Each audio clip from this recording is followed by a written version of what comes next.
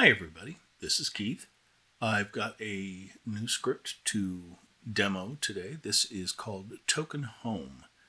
And the purpose of this script is to save locations for tokens and to be able to move them directly to those locations or summon them to those locations so that you can do things like move a group of NPCs to their workspace or to their home, or to reset an encounter with a command, or to pull a whole group of tokens that are associated with a space to that space automatically. And that'll become clearer as we go along the utility of this. We're going to walk through saving locations. We're going to walk through moving tokens back to them. And then the really powerful part, summoning tokens. So the first thing we're going to do is we are going to demo saving a location. So I have here a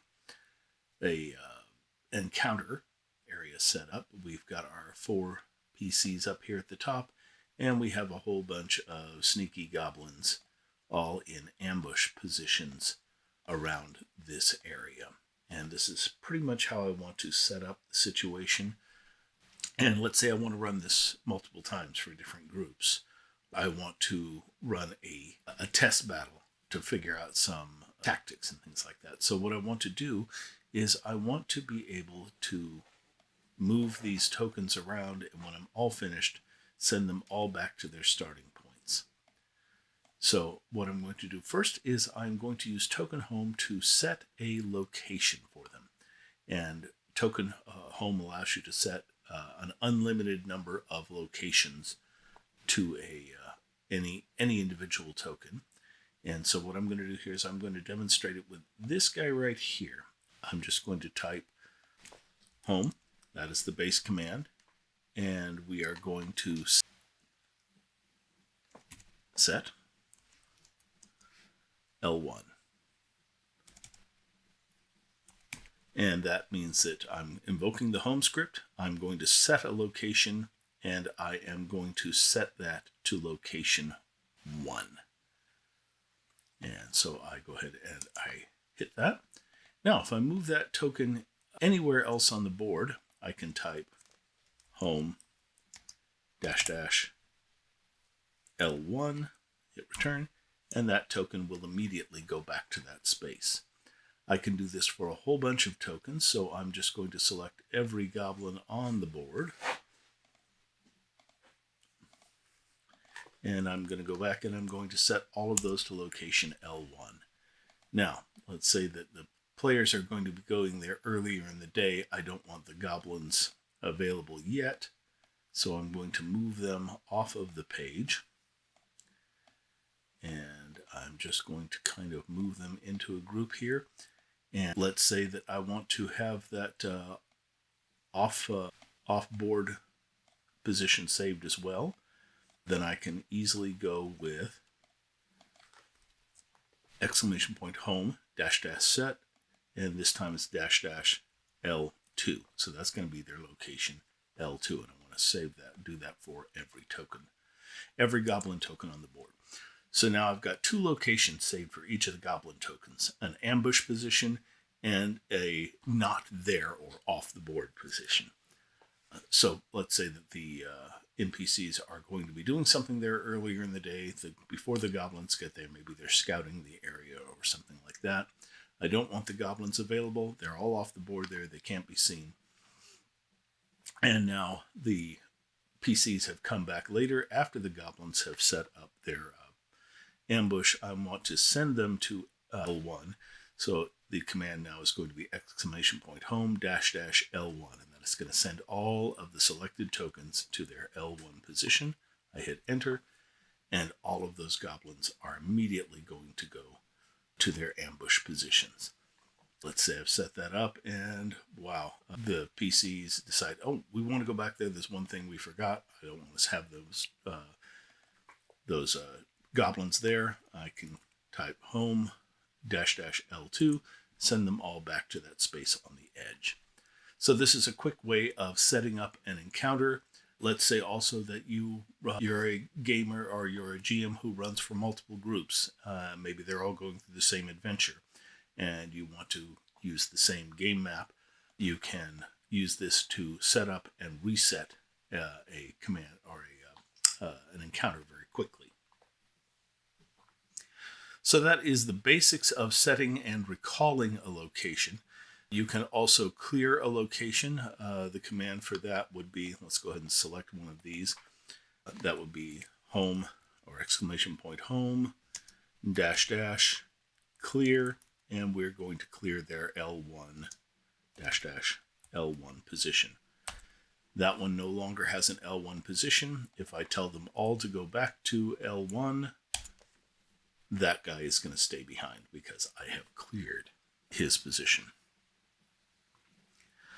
So that is the basics of setting up and sending a group of tokens to a specific location. Now we are going to go to probably the more powerful usage of this. And for that, I'm going to switch to a different map. I'm going to switch to my city map. And we are now loading the city of High Harbor. All right, High Harbor, I run a city campaign, and this is the main reason I wrote this script. There are lots and lots of NPCs that are associated with different areas of the city. Since I run an urban campaign, people have places that they work, people have places that they live or sleep, and people might have specific areas where they have locations for encounters, and everybody has a default location. By default, all the tokens are off the board except for the PCs, because PCs might want to be able to grab their token to get some token actions or something. But all of the NPCs that are associated with this city map are located off the edge here. Now, I have a whole bunch of pins for different areas. And let's say that I want to have an encounter that is taking place, let's say here in the maze, next to a place called the Cauldron of Charms. If they're going to be there, I want all of the NPCs who might live or work or sleep in that area. I want to summon them. So for that, the command is, let's say that I want all the people who work there. Now, I have set all of the work locations. I use a macro for this, and I will post the macro in the notes for this script. But here's my macro. And all of this is doing is this first line is L1 to set, to go, and then the next two are the ones I'm going to be demonstrating, finding tokens that are near a location and tokens within a given radius. I have not explained those yet, but that's what I'm going to do next. I just want to walk through the macro. I also have a location 2. Everybody has a location 2, and that indicates their residence, where they sleep. Location 3 is their workplace, which I have set for all of those tokens that are up here off the edge of the board. And then finally, encounters. And these are kind of free form. I'll set and reset these as necessary. But we're going to demonstrate the summon ability. And for that, the command is home -- summon, not set or clear. And I want all the people who work there. That is going to be location 1, 2, 3, L3, so -- L3. And I want to summon everybody who is near that. And you will see that it has summoned, let's go ahead and click off that pin. It has summoned Elias Fitch, who works at the Midnight Ledger, Godfrey Evilheart, who works at the Dog-Eared Page, Mr. Friendly, and the Daggerfangs, who are a couple of criminals who work in this area called the Maze. But that is a quick way to get those people into position. I can go ahead and I can select all of that, and I can tell them to go back to their default. And the command to that was just home L1. So that is the basics of summoning. There are two commands I use here. One is near,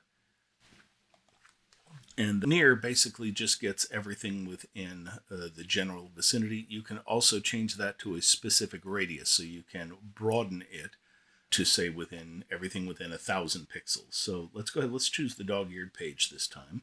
And we are going to use near, which sets a radius. And let's go ahead and we are going to type home -- summon -- radius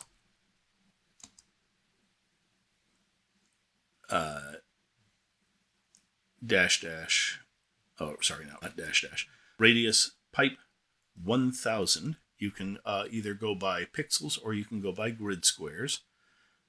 And we are going to, if we don't specify a location, it is going to find every token up in that area, every token on the board that has saved locations. It is going to look within 1,000 pixels of whatever I have selected. And if they have any saved location that is within 1,000 pixels of that area, it is going to summon every token. So anybody who lives nearby, anybody who works nearby, anybody who has an encounter nearby, it is going to summon them to that area. So I'm going to go ahead and click that. And you will see it fills up a lot more people. We have the apothecaries who work over here. We have the guards who are near the station house. We have the people who are at the Salty Dog Tavern.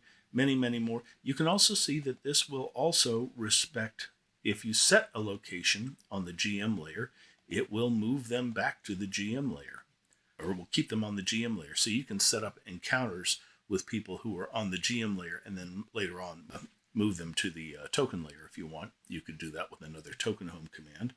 Now I'm just going to zoom out a little bit here, and I am just, let's do it the easy way. So I'm going to go back up here to the staging area where all of the people are located. I'm just going to select any token up there, and I am going to tell everybody within a radius of 10,000 pixels, that'll get the whole board, to go back to their default space, and you will see all of these little spaces will fill up with their tokens.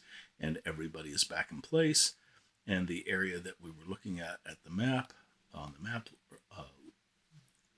has gone from that area.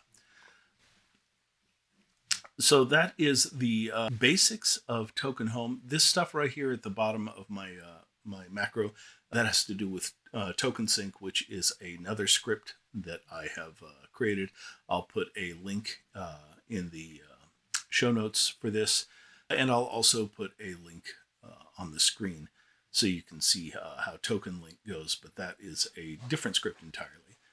So that is the basics of Token Home. It basically allows you to manage a map that has many, many, many tokens, to be able to send them to wherever they need to be based on the needs of your encounter. It is also useful for resetting an encounter after a battle has taken place, or for quickly setting up different types of encounters on a particular map. And that is the basics of the script. If you have any questions, please feel free to put them into comments, or I will also include a link to the Roll20 forum post for this particular script. This script is available right now in one-click installation on your game's mod scripts page. Thank you very much.